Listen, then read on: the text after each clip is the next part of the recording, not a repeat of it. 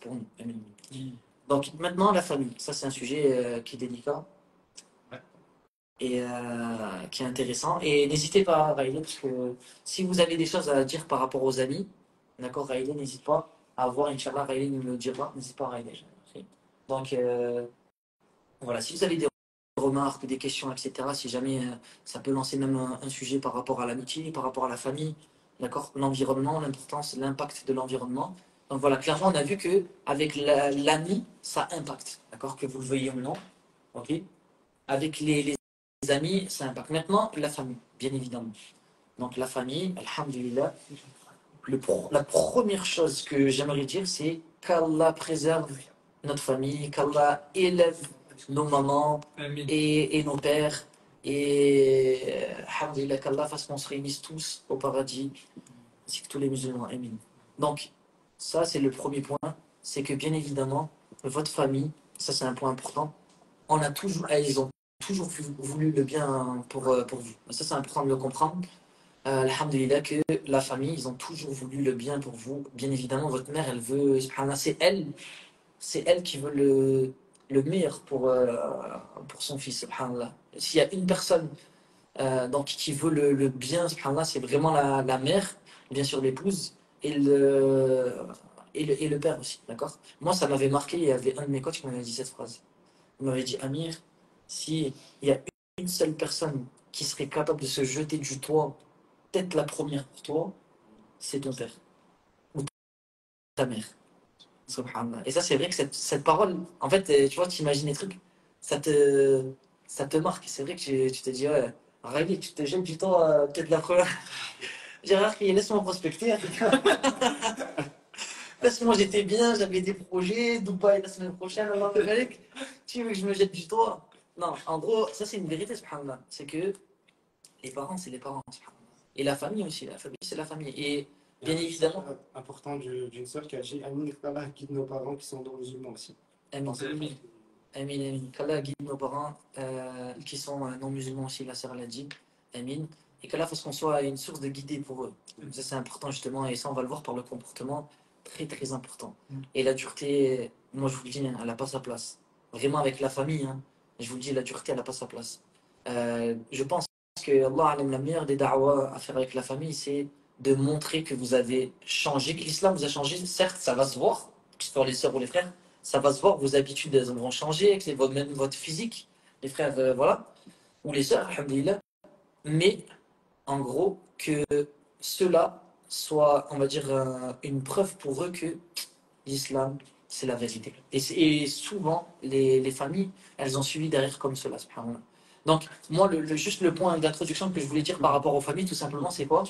C'est que votre famille, ils vous veulent du bien. Et même si, je ne sais pas, certains peut-être, Qaddarallah, mon frère, ma soeur, tu m'écoutes, t'en feras avec ta famille. D'accord? Qu'Allah nous guide, qu'Allah nous facilite. Donc ça, c'est vraiment, c'est pas une chose à faire. D'accord? Même si, dans le sens, ta famille, ils comprennent pas ce que tu es en train de faire, ils comprennent pas la sunna, ils comprennent pas ton attachement à la religion, etc. Honnêtement, c'est pas la chose à faire. Et je me rappelle, subhanallah, Cheikh Salman al-Wahili, il a cité une parole qui est magnifique. Regardez, écoutez cette parole qui fait méditer, écoutez bien, subhanallah. Ceux qui sont dans cette situation où c'est un peu délicat avec la famille, ils sont pas sur la même vision, écoutez bien cette parole du Cheikh Salman al-Wahili, Hafidallah, c'est quoi? Il a dit dans le sens, subhanallah, la personne, tu la vois avant l'attachement à la sunna, ou bien même avant l'islam, on va dire, tu la vois qu'elle avait une bonne relation avec sa famille. Donc elle est bien avec sa famille, etc. Maintenant, cette même personne, tu la vois, subhanallah, elle s'intéresse à l'islam, elle s'intéresse à la religion, d'accord, à la sunna, et tu la vois maintenant ennemie de sa famille. Il y a un problème. Ça doit être l'inverse, ça doit être l'effet inverse. Le shir a dit, c'est pas normal. Il y a un manque, il y a un problème dans la transmission de l'islam, d'accord? Il y a un problème dans la da'wa ou dans l'explication de ce que vous êtes en train de faire, tout simplement. C'est pas normal. Justement, notre but, c'est quoi? C'est de les tirer vers le bien. C'est pas normal que maintenant, certes, il y aura des critiques et des fois, ça fait mal. Hein. Ouais, mais pourquoi tu laisses pousser ta barbe? Mais c'est quoi ça? Tu vas tout le temps à la mosquée, tu vois. D'accord? Je dis des phrases qui peuvent sortir de n'importe quelle famille. Hein. Voilà. Euh, quel type de phrase on peut avoir qui peut être blessant? Les top 5 des phrases des familles qui font mal. Extrémiste. Extrémiste, mais tu viens extrémiste? Oui. Terroriste, voilà. Terroriste? Ah, j'ai C'est hard. Tu savais, Mais je vous dis ça, hein, subhanallah. Je vous dis ça, ça facilite. Amin. Amin. Et donc, ou les sœurs, pareil, hein, les sœurs, c'est dur. Et je pense, justement, la sœur, elle a dit convertie. Les sœurs converties, ou les frères convertis, c'est pas évident. Et même, écoutez bien, hein, et même, ça, c'est un point important, vous êtes d'accord avec moi, même les frères ou les sœurs qui sont dans certaines familles d'Arabes, mais qui, en gros, voilà, c'est des gens de la masse, dans le sens, et que la personne, elle s'accroche à l'islam maintenant. Même ces familles arabes, elles vont voir peut-être leur enfant comme un extrémiste. Quel comportement adopter? Qu'est-ce que tu en penses, Riley?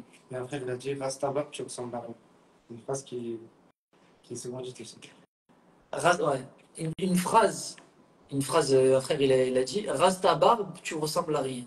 Pour ressembler à quelque chose, il faut utiliser la brosse Mesomi, la fille. Il faut que ton mec la brosse les ennuis. Allez où la brosse? Donc, alhamdoulilah, ma Utilisez ça, les frères. Les frères. beauté, elle appartient à Allah. Ma beauté, elle appartient à Allah. Après, maintenant, si vous voulez une belle barbe, hein, Je l'ai utilisé, regardez des bases, j'ai une barbe très moi aussi, je l'ai utilisé avant le. Donc, c'est la brosse Maison Mime, hein, disponible sur le site Maison Mime. Voilà, il m'a fait une petite passe décisive. C'est un nouveau produit que j'ai lancé. D'accord, alhamdoulilah. Pour avoir une barbe, Allahumma barik, Inch'Allah, magnifique. Binillah. Donc, alhamdoulilah, nous, on sait que voilà, la personne qui rase sa barbe, c'est une ressemblance à la femme, et que l'homme, il est différent de la femme. Et mon frère, ou n'importe qui, t'as beau raser ta barbe, elle va repousser. Dans un jour, elle repousse. C'est la fitra, c'est la nature de l'homme. C'est comme ça, même chez les animaux. Vous voyez que le mâle, il est plus poilu. Le lion, il a une crinière. La lionne, elle n'a pas de crinière. Et la khalqullah, c'est la création d'Allah, alhamdulillah. Celui qui veut changer ça, eh bien, nous, ce qu'on peut, c'est juste invoquer la guidée pour lui. C'est tout. Alhamdulillah. Maintenant, voilà. Ça, c'est des choses, c'est des petits coups de fusil qui peuvent arriver dans les familles. Je sais, il y en a, ils se serrent les dents, surtout certains qui ont un caractère, peut-être avant l'islam, avant de connaître la sunna, ils avaient un caractère fort. D'accord? Et que, en gros, ce genre de phrase, ça fait mal. Alors que toi, tu sais que tu es sur la vérité. Subhanallah, tu sais que tu as la vérité avec toi. Comment tu agis? Est-ce que tu rentres en confrontation avec ton père, ta mère? Tu brusques, quitte à mal leur parler, à créer, on va dire, une séparation, ce que Cheikh Soumen al-Wahidi il visait dans cela. D'accord? Ou est-ce que, en gros, tu vas essayer d'avoir une approche où vraiment on pense que Binilan, mon objectif, ok, Amir, si cette parole elle a été dite, c'est qu'Allah les facilite, c'est parce que c'est un changement, c'est la famille, ils veulent ton bien, ils sont pas au courant de la sunna, peut-être ça va prendre du temps et qu'Allah les guide, c'est vraiment cette vision des choses qu'il faut avoir, vraiment trouver des excuses Justement, Non, vas-y. justement, c'est l'occasion de montrer le bon comportement. Exactement. Ce qu'est l'islam. Comment ta mère, ton père, ils vont te, dans le sens, ils vont te tirer dessus, et toi, tu vas dire, non, mais écoute-moi, en fait, si je fais ça, etc., vraiment, je suis le même et je suis meilleur.